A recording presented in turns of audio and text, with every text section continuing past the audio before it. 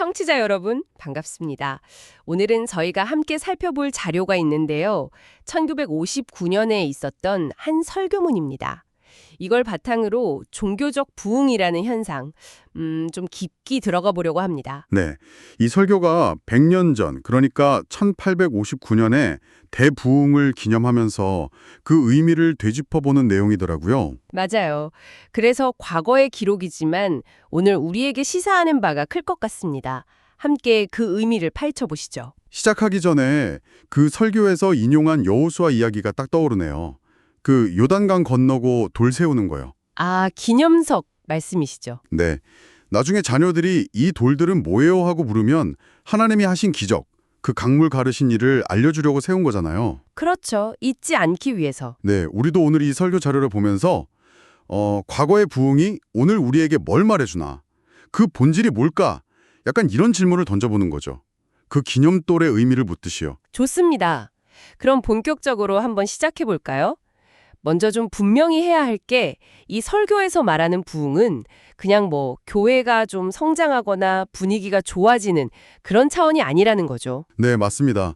1859년 부흥 같은 경우는 당시 신문에 그것도 일면에 날 정도의 큰 사건이었다고 하니까요. 와, 일면이요. 정말 사회적으로도 큰 이슈였군요. 그렇죠. 그냥 이론이나 개념이 아니라 역사 속에서 실제로 일어났던 경험이라는 점. 이게 중요한 것 같아요. 그럼 그 부흥의 핵심은 뭐라고 설명하나요? 핵심은 하나님의 영이 아주 특별하고 강력하게 임재하는 시기라는 겁니다. 특별하고 강력한 임재. 네.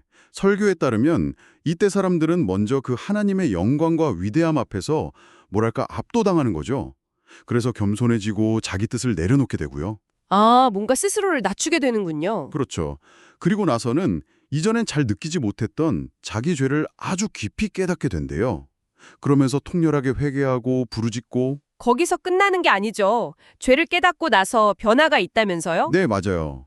절망에서 끝나는 게 아니라 그리스도를 통해서 용서받고 구원받는다는 걸 깨달으면서 엄청난 감사와 기쁨, 해방감을 느낀다고 합니다. 아, 구원의 기쁨. 그리고 거기서 더 나아가서 주변 사람들, 그러니까 아직 믿지 않는 사람들의 영혼에 대한 어떤 부담감, 안타까움, 그런 걸 강하게 느낀다는 거예요. 아, 다른 사람들에 대한 마음에 생기는군요. 네, 그게 자연스럽게 기도로 이어지고 또 자기가 경험한 거를 나누는 전도로 이어지면서 이 현상이 퍼져나가는 거죠. 그렇군요. 특히 좀 주목할 만한 특징은요. 이게 단순히 개인적인 경험을 넘어서서 그 지역사회 전체의 분위기를 바꾼다는 거예요. 사회 전체의 분위기요? 네, 설교자는 이걸 마치 공기 중에 성령의 임재가 가득 찬 것 같다 이렇게 묘사하는데요. 그래서 어떤 특별한 집회 장소가 아니어도 그냥 길을 가다가 혹은 밤에 자다가 갑자기 죄를 깨닫고 회개하는 일들이 막 일어났다고요. 와, 그 정도였군요.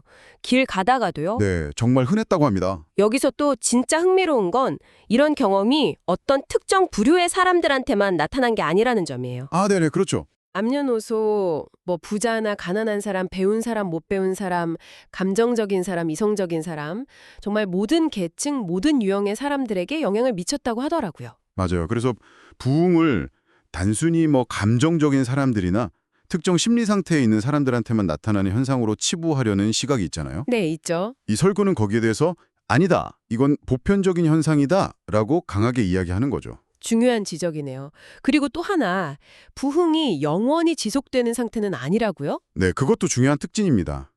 명확한 시작과 끝이 있는 사건이라는 거죠.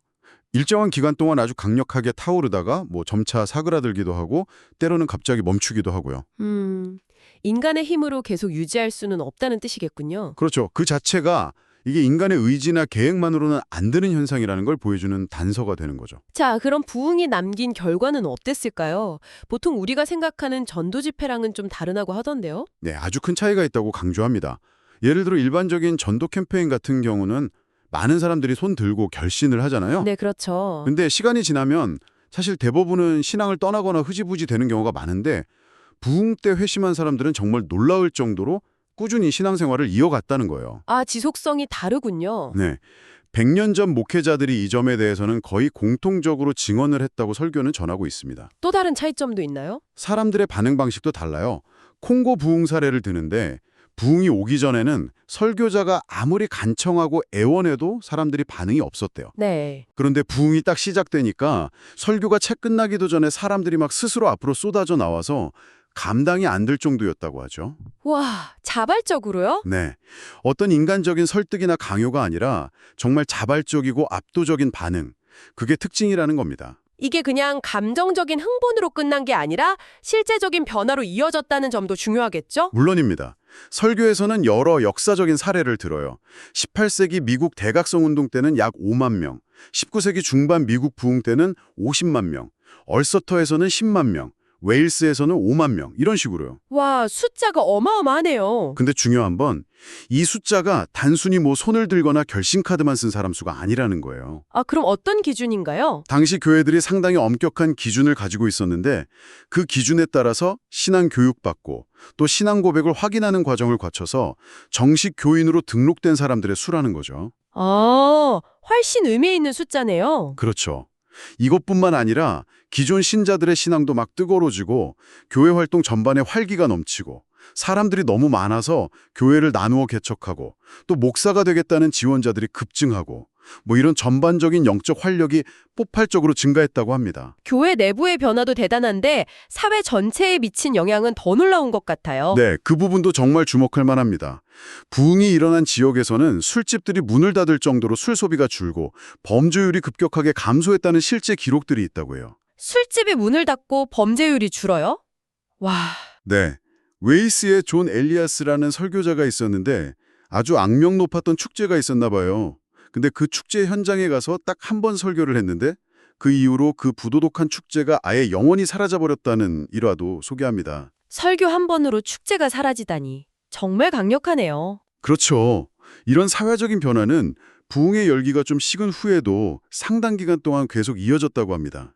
그러니까 부흥이 단순한 종교 행사가 아니라 한 사회의 도덕적인 분위기나 문화 자체를 근본적으로 바꿀 수 있는 힘이 있다는 걸 보여주는 거죠. 그런데요, 이렇게 뭔가 강력한 공통점들이 있으면서도 부흥이 나타나는 모습은 또 되게 다양했다고 하잖아요. 그 점도 참 흥미로운 것 같아요. 맞습니다. 시작부터가 그래요. 예측이 안 돼요. 어떻게 시작되는데요? 어떤 경우는 아일랜드에서처럼 세 사람이 그냥 꾸준히 기도 모임을 하다가 서서히 불이 붙기도 하고 뉴욕에서는 딱 한 사람이 기도하면서 시작되기도 했다고 하고요. 아, 점진적으로 시작되기도 하는군요. 네. 반면에 어떤 때는 정말 아무 예고 없이 갑자기 확 터지기도 하고 또 어떤 지역에서는 뭐 노샘푼턴의 사례처럼 갑작스런 죽음 같은 충격적인 사건이 계기가 되기도 했다고 합니다. 정말 다양하네요. 시작되는 장소도 예측 불가능했다면서요. 네. 그것도 재밌는 부분이에요. 흔히 우리가 생각하는 중심지, 뭐 대도시 이런 곳이 아니라 오히려 이름도 잘 알려지지 않은 작은 마을이나 시골에서 시작된 경우가 많았다는 거예요. 예를 들면요? 설교에서는 북아일랜드의 코너, 웨일스의 트레베카 같은 곳을 언급합니다. 마치 예수님이 예루살렘이 아니라 베들레헴에서 태어나신 것처럼요. 인간의 어떤 예상이나 계획, 통제로 벗어난다는 거죠. 아, 하나님이 일하시는 방식이 참 그러네요. 사용하시는 사람들도 그렇다고요? 네, 그것도 마찬가지입니다. 조나단 에드워즈나 존 웨슬리처럼 뭐 당대에 정말 유명하고 뛰어난 학자이자 지도자들이 쓰임받기도 했죠. 네, 그렇죠. 위대한 인물들이죠. 그런데 1859년 부흥 때는 제임스 맥큘킨이나 데이비드 무건처럼 정말 이름 없고 평범한 사람들이 결정적인 역할을 했다고 해요. 아, 평범한 사람들이요? 네, 1904년 웨일스 부흥을 이끌었던 에반 로버츠도 원래 젊은 광부였잖아요. 맞아요. 그러니까 뭐랄까 성경에 나오는 세상의 약한 것들을 택하셔서 강한 것들을 부끄럽게 하신다는 그 말씀이 딱 떠오르는 대목이죠. 그렇네요. 나타나는 현상 자체도 아주 다양했다면서요. 조용한 부흥도 있고 격렬한 부흥도 있고. 네, 그것도 참 신기해요. 어떤 부흥은 비교적 조용하게 깊은 내적인 확신과 회개 중심으로 진행되는데 또 어떤 부흥에서는 정말 격렬한 반응들이 막 나타났다는 거죠. 격렬한 반응이라면 구체적으로 어떤 건가요? 예를 들면 죄 때문에 너무 고통스러워서 막 소리내어 울거나 신음하고 때로는 그냥 몸을 못 가누고 쓰러지거나 경련을 일으키기도 했다고 해요. 쓰러지거나 격련까지요? 네, 심지어는 몇 시간씩 의식을 잃는 상태, 소위 트랜스 현상이라고 부르는 상태에 빠지는 경우도 있었다고 설교는 전합니다. 존 버니언 같은 경우는 18개월 동안이나 죄 때문에 극심한 고통을 겪었다고 하잖아요. 와, 18개월. 그런데 이런 현상들이 꼭 있어야만 부흥인 건 아니죠? 아, 네. 그 점을 분명히 해야 합니다. 설교에서도 강조하는데요. 이런 외적인 현상들은 부흥의 본질은 아니에요. 나타날 수도 있고 아닐 수도 있는 뭐랄까 부수적인 측면이라는 거죠. 가변적인 겁니다. 알겠습니다. 자, 그럼 이제 다시 처음 이야기로 돌아가 보죠. 여호수아의 기념돌. 그 돌이 기적을 상징한다고 했잖아요. 네, 맞습니다. 이 설교가 결국 하고 싶은 말이 그거라는 거죠. 부흥은 본질적으로 하나님의 기적이다. 네, 정확합니다. 설교는 아주 단호하게 이야기해요. 부흥은 인간의 어떤 기술이나 방법, 노력으로 만들어낼 수 있는 게 아니다라고요. 만들어낼 수 없다. 네, 과거의 찰스 피니 같은 사람은 어떤 특정 공식을 따르면 부흥을 인위적으로 일으킬 수 있다고 주장하기도 했지만 역사를 보면 그게 아니라는 게 분명하다는 거죠. 인간이 부흥을 기획하고 생산하려는 시도는 늘 실패로 돌아갔다고 반박합니다. 인간의 영역 밖에 있다는 거네요. 또 인간의 이성으로 완전히 설명할 수도 없다고 하죠. 그렇죠. 왜냐하면 특별한 홍보 전략이나 잘 짜인 조직, 스타 강사 같은 게 없는데도 일어나거든요. 네. 그리고 때로는 사도행전에서 베드로와 요한을 보고 학문 없는 평범한 사람이라고 했던 것처럼 정말 평범해 보이는 인물들을 통해서 상식적으로 이해하기 힘든 엄청난 결과가 나타나기도 하고요. 데이비드 모건 같은 사람이 그렇죠. 아까 말씀하신 예측 불가능한 장소에서 시작되는 것도 그렇고요. 맞습니다. 설교다가 이런 비유를 들어요. 기적을 자꾸 자연현상이나 심리현상으로 설명하려고 하는 것은 결국 기적 그 자체를 부정하는 것과 같다고요. 아, 일리가 있네요. 기적을 설명하려는 순간 기적이 아니게 되는, 네, 그런 맥락이죠. 또 인간이 통제할 수도 없다고 합니다. 통제할 수 없다. 네, 갑자기 시작되고 또 갑자기 끝만한다는 것 자체가 이미 인간의 통제 밖에 있다는 증거잖아요. 그러네요. 우리가 시작하고 끝낼 수 있는 게 아니니까. 네, 그리고 부흥이 가져오는 그 힘과 영향력의 규모 자체가 인간의 능력을 훨씬 뛰어넘는다는 거죠. 오순절에 임했던 급하고 강한 바람 소리 같은 묘사나 존 리빙스턴이라는 분이 커쿠쇼츠라는 곳에서 딱 한 번 설교했는데 500명이 회심했다는 기록 같은 것들. 이건 인간이 계획해서 할 수 있는 수준이 아니라는 거죠. 정말 상상을 초월하는 일들이네요. 그래서 결국 이 설교가 말하는 부흥은 여호수아의 표현을 빌리자면 여호와의 손이 강하신 것을 모두에게 보여주는 사건이라는 겁니다. 하나님의 강력하고 주권적인 역사 그 자체다. 네, 인간의 영역 너머에 있는 하나님의 일하심. 그것이 이 설교가 우리에게 전하려는 가장 중요한 메시지가 아닐까 싶습니다. 네, 오늘 저희는 1959년의 한 설교를 통해서 종교적 부흥이라는 현상이 단순한 어떤 인간적인 열심이나 프로그램을 넘어서는 하나님의 기적적이고 주권적인 개입이라는 관점을 함께 살펴봤습니다. 그리고 그 결과가 개인과 공동체, 나아가 사회 전체에 정말 깊고 지속적인 변화를 가져오는 독특한 힘이 있다는 것도요. 네, 이 오래된 설교가 오늘에 사는 우리에게도 여전히 중요한 질문을 던지고 있는 것 같아요.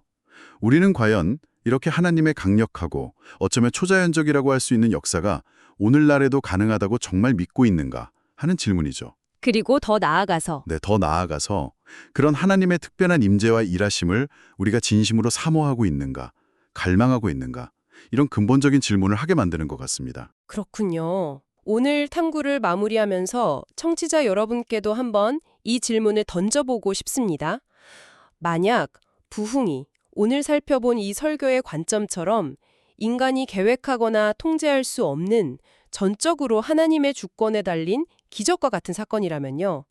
그렇다면 오늘날 우리가 개인적으로든 공동체적으로든 영적인 성장이나 어떤 변화를 추구할 때 그 방식에 있어서 어떤 실질적인 변화가 필요할까요? 좋은 질문이네요. 그저 인간적인 계획을 세우고 열심히 프로그램을 돌리는 것과는 좀 다른 접근, 다른 태도가 필요하지 않을까 하는 거죠. 이 질문을 한번 각자 곱씹어 보시면 좋겠습니다.